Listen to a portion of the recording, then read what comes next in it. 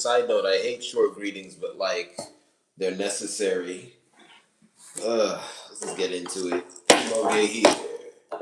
Chimoge, given name. Foremost nickname, Moge. I humble is my preference to call it. Birthplace, Ramen Kelu. Common name of the spot, Southeast Washington, D.C. Current residence, Sri Matra and K Sri Matra being Kadankua. Common name of the spot I live, Atlanta, Georgia. Where am I standing? Same spot. Government name, Shimoge Shizuke Ibe. Side note, relevant alternate white structure name, Shimoge Shizuke Ibe Mwoko, and that's the greeting. Matrilineal village, Ebe Mojave Abrune Mepen. Patrilineal reference point village, Aju Rata, Abunishi Kalakana. The name of the way of my being, Shimogen K-Ram, Ahambu Moge, Onishi Kalakanan Kesri Montreal being Kada. Let's go. Abu Neptune, God of the sea. Abu Neptune, God of the key. Abu Mamadu Hanishwaya. Abu Neptune, Neptune, God. Alright, welcome to today's story time. This is the story of the cycle of Saturn. I think I'm going to go through the basics quickly, then I'll unpack and we'll see how long I'm here. Once again, thank you all for joining me on Shimoge's Comments, where I come to debut new ideas and expand upon things I said before. That's an interesting reflection. Is it the angle of my camera now that's making it reflect like that? Oh yeah, I think so. Do I like that? No. Why is that the angle?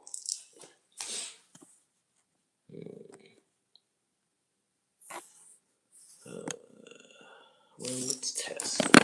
Let's take this plug off. And then the reflection's gone. Well, was I just not, do I just not notice it? Is it always like that? Let's try this. So when I put it down, is that reflection there? I think it's really my phone angle. Yes, if the phone was completely vertical. Ooh, yeah, I see. Anyway, why am I noticing that? My sense is just heightened. Ooh. Maybe it's also because of how close I am. Let's see. Anyway, I also test things out here. Anyway, I've registered viewers. Thank you for the views. Every view is a blessing. Thank you for the comments as well. Every comment is a blessing. Like, share, and subscribe as well. All of those are blessings as well. Anyway, let's get into it. Cycle of Saturn. Saturn is an Onyeka, an expansion person, one of the saints. He is the Adoka. He's the final expansion of time. He begins as Achu, deletion.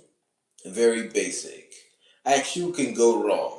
That's his problem. But most of the time, he doesn't. One manifestation of Achu. People are talking nonsense. He says, Meshanu.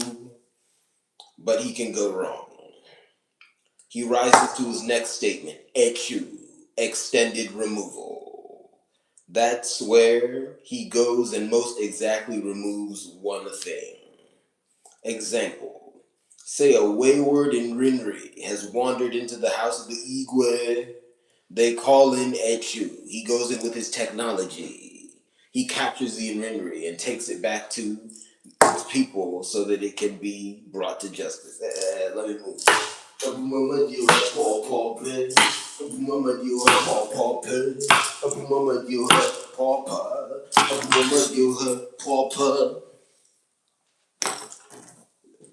Let's talk about the final form of time, Owele, Wepu. We have to talk about Saturn's relationship with reincarnation. It's weird because he is his reincarnation at the same time. What does that mean? Basically, his mind is not totally proper.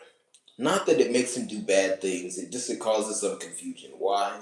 He forgets he's an Onyeka.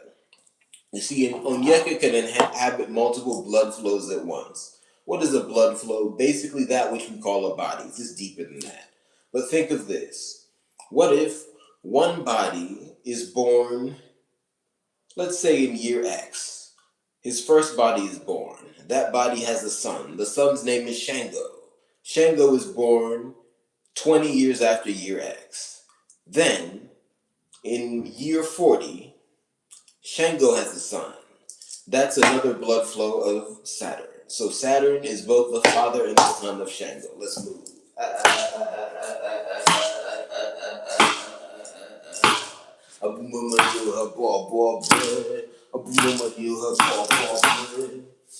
Anyway, it's a little awkward, but Shango is Onyeka Ejenu, who's an out-of-limits person, so he handles it. Because even Onyeka don't usually do that.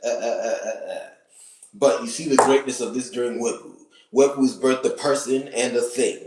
Because Saturn unites with Wepu, the person. And Wepu is a combination person of both Shango and an inner person named Wepu, who is the Owele of Achu. And another word for Shango is Owele.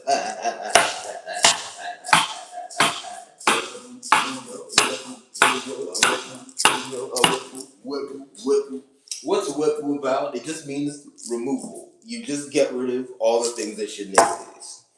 When does this happen? Usually it happens in HE double hockey sticks. Because that's a place of evil, but it's not a place of enjoy. So sometimes they start doing too much. And when that happens, Wepu, Wepu, Wepu, Wepu, Wepu, Wepu. No time, no time. What does that mean? They just call a flag on the play and get rid of everything.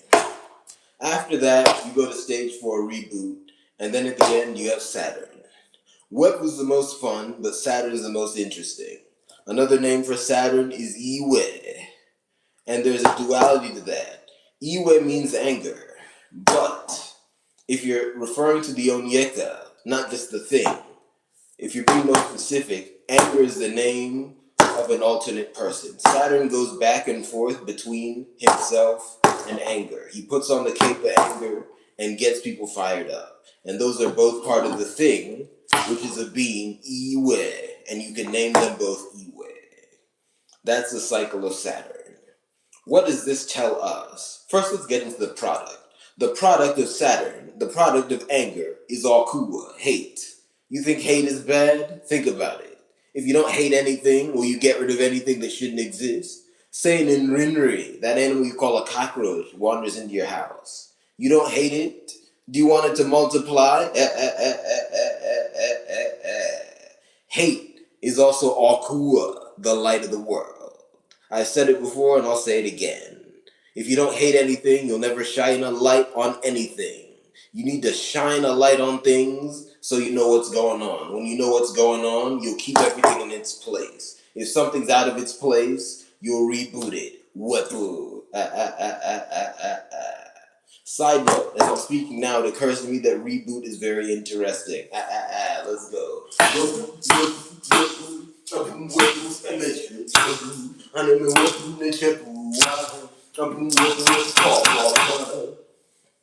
What are two things I want us to get from this explanation? One, a lot of things that are complicated are not impossible to understand. They're just a little confusing. I think some of you thought I was going to talk about the concept of time travel. All I'll say is that time travel is really a metaphor for certain things. It's a metaphor for when things get confusing in a bad way. It is not literally possible. And because of how confusing it is to show the metaphor, I really want us to stop creating time travel stories. Ever since I was little, whenever I saw time traveling in a story, I would run away. Let's run.